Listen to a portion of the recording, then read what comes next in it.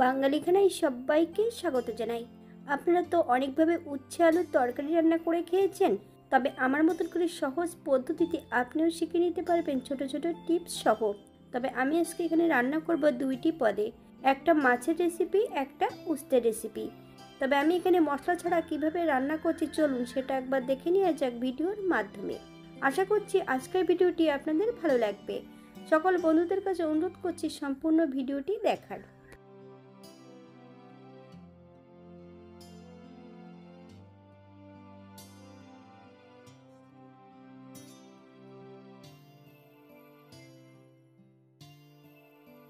আগের থেকে আমি বেশ কিছুটা উচ্ছে সরু সরু করে কেটে নিয়েছি।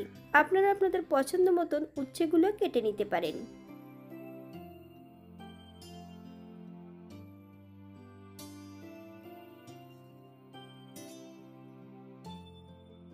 একটা কড়াইতে বেশ কিছুটা সর্ষের তেল অ্যাড করেছি। এই পর্যায়ে হাফ চামচ লবণ আর হাফ চামচ হলুদ গুঁড়ো অ্যাড করব।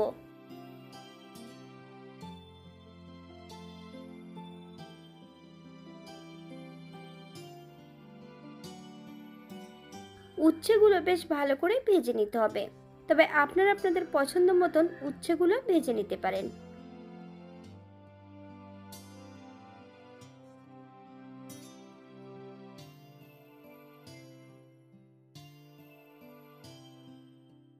বাঙালি রান্না ঘরোয়া উপকরণ দিয়ে আপনাদের যদি রান্নাগুলো পছন্দ হয় তাহলে চ্যানেলটি সাবস্ক্রাইব করে দিয়ে পাশে থাকবেন, পাশে থাকা বেলটি বাজিয়ে দেবেন, নইলে নিত্য নতুন রান্নার নোটিফিকেশন পাবেন না।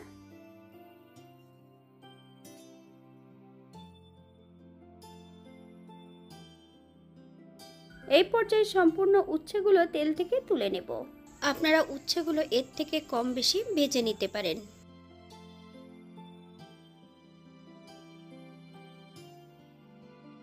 আবারও 1 চামচের মতন সরষের তেল অ্যাড করব।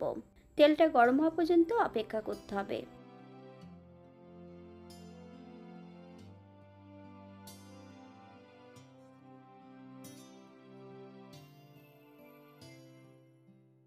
ফোড়নে রেখেছি হাফ চামচ ধনে, হাফ চামচ সর্ষে, সামান্য একটু লবণ দিয়ে বেশ ফোড়নটা ভালো করে ভেজে নেব। তেল থেকে সম্পূর্ণ মশলাটা আলাদা একটা পাত্রে তুলে রেখে দেব।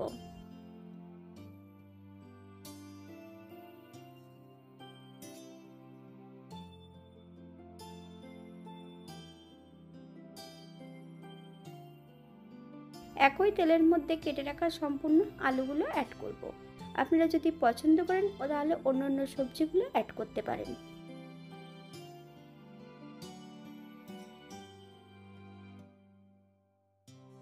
আলুগুলো বেশ একটু লালচে করে ভেজে নিতে হবে, তবে আপনারা আপনাদের পছন্দ মতন আলুগুলো ভেজে নিতে পারেন।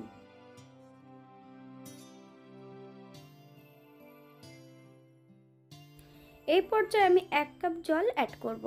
আপনাদের যতটা গ্রেভির প্রয়োজন আপনারা ততটা জল অ্যাড করতে পারেন। হাফ চামচ হলুদ গুঁড়ো,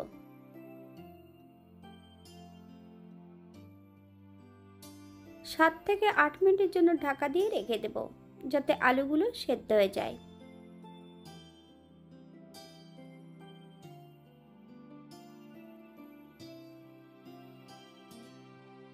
আট মিনিট পর এই পর্যায়ে একবার চেক করে নিতে হবে আলুগুলো সেদ্ধ হয়েছে কিনা।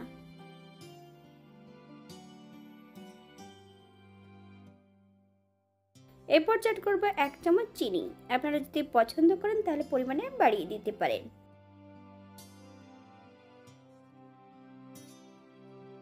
ভেজে রাখা সম্পূর্ণ উচ্ছেগুলো, তবে উচ্ছে যখন অ্যাড করতে হবে তখন কিন্তু গ্যাসের ফ্লেমটা হাইতে রাখতে হবে।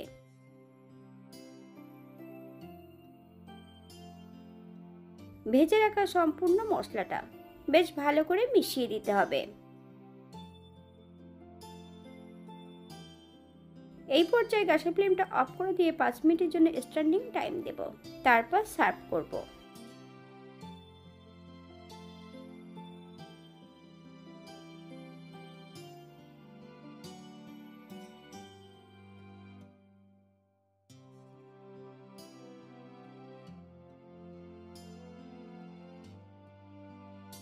এটা দেখতে যেমন ভারী সুন্দর হচ্ছে, এটা গরম ভাতে খেতে কিন্তু অসম্ভব ভালো।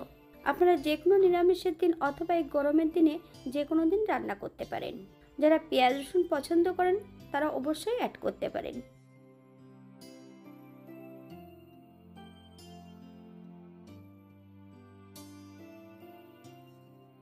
আজকের ভিডিওটি এই পর্যন্ত। সবাই সুস্থ থাকবেন, ভালো থাকবেন। অন্যদিন নতুন রেসিপি নিয়ে আপনাদের সামনে আবার আমি হাজির হব। নতুন ও পুরনো সকল বন্ধুদের অসংখ্য ধন্যবাদ ভিডিওটি দেখার জন্য। হাতে যদি সময় থাকে তাহলে একটা লাইক, কমেন্ট, শেয়ার করবেন।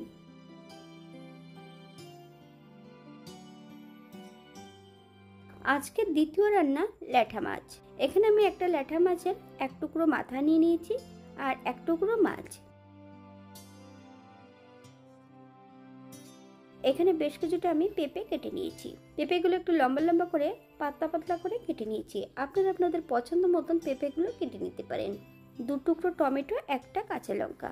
আপনারা লঙ্কাটা আপনাদের পছন্দ মতন অ্যাড করবেন। মাছের মধ্যে লবণ আর হলুদ গুঁড়োটা বেশ ভালো করে লাগিয়ে নিতে হবে।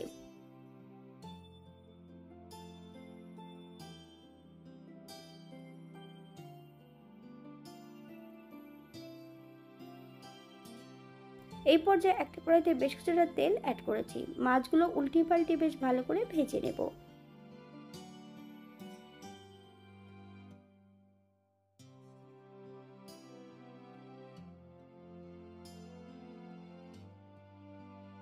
মাছের মাথা এবং মাছের টুকরোটা বেশ ভালো করে ভেজে নিতে হবে।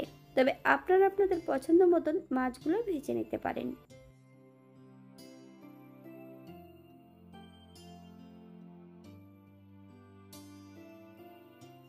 এই পর্যায়ে তেল থেকে মাছগুলো তুলে নেব।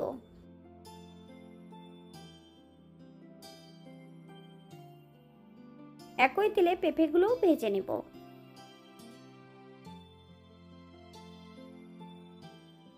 সম্পূর্ণ পেঁপেগুলো তেল থেকে তুলে নেব।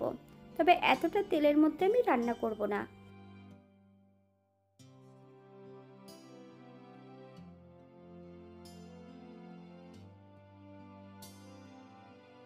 বেশ কিছুটা তেল আমি আগের থেকে তুলে রেখে দিয়েছি। হাফ চামচ রাঁধুনি আর হাফ চামচ কালো জিরে অ্যাড করব। ফোড়ন থেকে সুগন্ধ বেরোলে কাঁচা লঙ্কা এবং টমেটো কুচিটা অ্যাড করে দেব।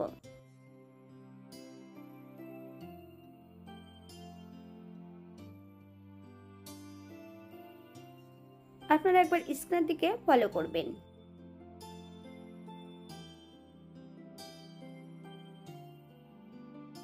হাফ চামচ লবণ, আপনার স্বাদ অনুসারে লবণটা অ্যাড করবেন। এই পর্যায়ে ভেজে রাখা মাছ ও সবজি অ্যাড করে দেব। মাথাটাকে কিন্তু আমি একটু ভেঙে অ্যাড করেছি। আপনারা গোটাও রাখতে পারেন। বাচ্চারা যদি খায় তাহলে কিন্তু মাথাটা ভেঙে অ্যাড করলে ভালো হয়। এখানে আমি বেশ কিছুটা জল নিয়ে নিয়েছি ঝোলের জন্য। হাফ চামচ কাশ্মীরি লঙ্কার গুঁড়ো, হাফ চামচ হলুদ গুঁড়ো।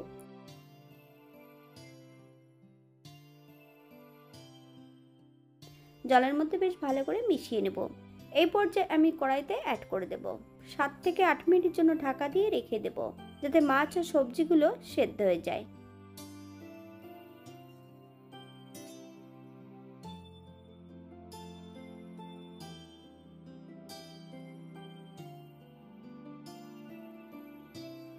এই পর্যায়ে একবার চেক করে নিতে হবে যে সবজিটা সেদ্ধ হয়েছে কিনা। আমি এখানে পেঁপে দিয়ে রান্না করেছি। আপনারা এখানে অন্য সবজি দিয়েও এটা রান্না করতে পারেন। এই পর্যায়ে গ্যাসের ফ্লেমটা অফ করে দিয়ে 5 মিনিটের জন্য স্ট্যান্ডিং টাইম দেব। তারপর সার্ভ করব।